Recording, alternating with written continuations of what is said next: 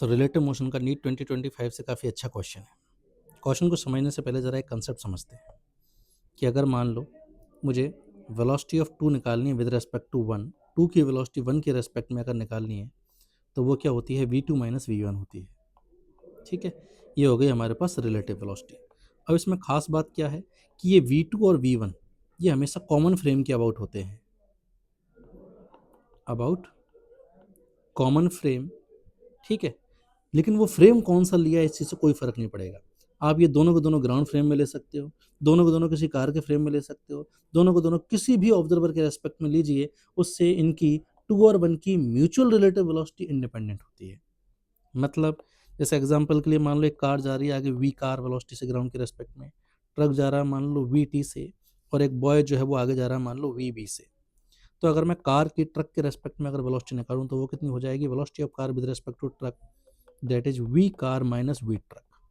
अब ऐसे में बॉय अगर इनको देख रहा है तो रिलेटिव वेलोसिटी जो है वो इस बॉय की वेलोसिटी पर डिपेंड नहीं करेगी, हमारे पास ये वाली म्यूचुअल, समझे ना, बहुत बारीक डिफरेंस है।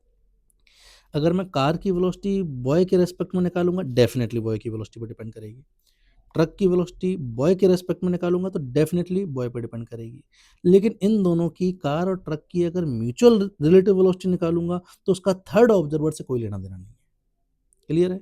तो कंक्लूजन क्या निकला है कि दो पॉइंट्स की म्यूचुअल रिलेटिव वेलोसिटी आपस में एक दूसरे की है ना, म्यूचुअल रिलेटिव वेलोसिटी जो है वो थर्ड ऑब्जर्वर से इंडिपेंडेंट होती है। क्लियर? अब म्यूचुअल रिलेटिव वेलोसिटी जो है हमारे पास, म्यूचुअल वाली एक दूसरे के रेस्पेक्ट में कौन देख रहा है इससे फर्क नहीं पड़ेगा।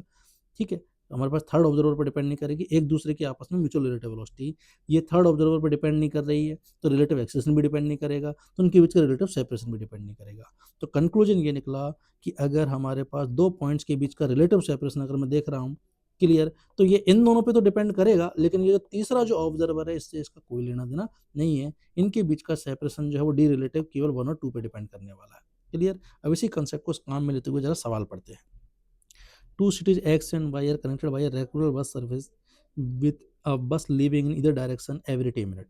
A girl is driving scooty with a speed of 60 km per hour in the direction X to Y, notices that a bus goes past her every 30 minutes in the direction of her motion and every 10 minutes in the direction in opposite direction.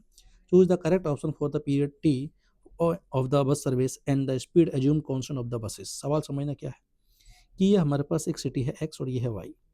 अब इस city x से हर T minute में एक बस जा रही है और बस की स्पीड जो है वो कांस्टेंट है।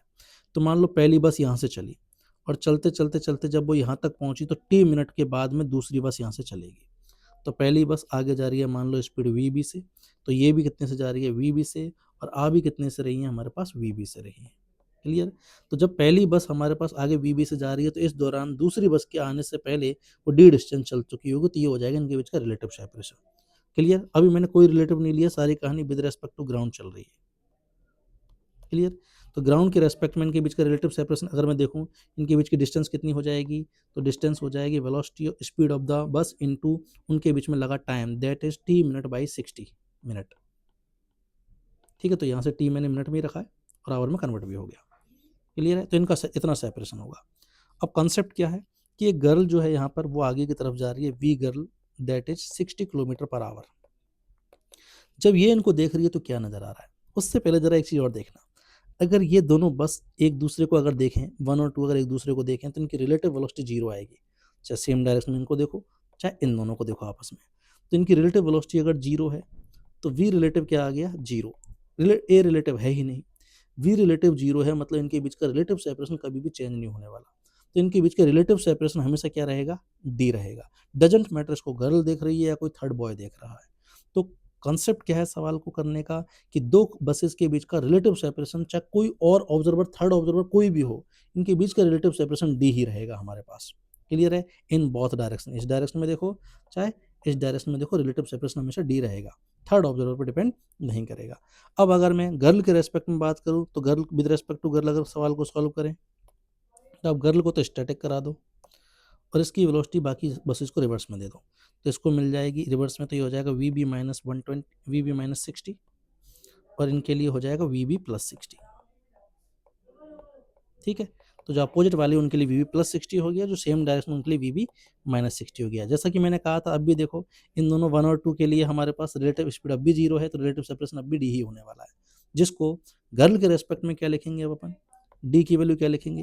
तो जो सेम डायरेक्शन में जा रही है उनके लिए अगर मैं पहले लिखूँ तो सेम डायरेक्शन वालों के लिए डी की वैल्यू क्या लिखोगे, गर्ल के रेस्पेक्ट में नजर आने वाली रिलेटिव स्पीड, और अब इनके बीच का सक्सेसिव इंटरवल जो कि कितना है हमारे पास 30 मिनट्स, तो ये हो गया half hour.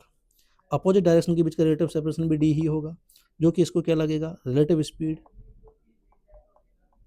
Into relative opposite direction वालों का सक्सेसिव इंटरवल कितना 10 मिनट, दैट इज 1/6 आवर। अब बस इन तीन इक्वेशन को काम में लेके अपन टी वी बी दोनों कैलकुलेट कर सकते हैं। तो जरा मैं इन सबको बराबर कर देता हूँ।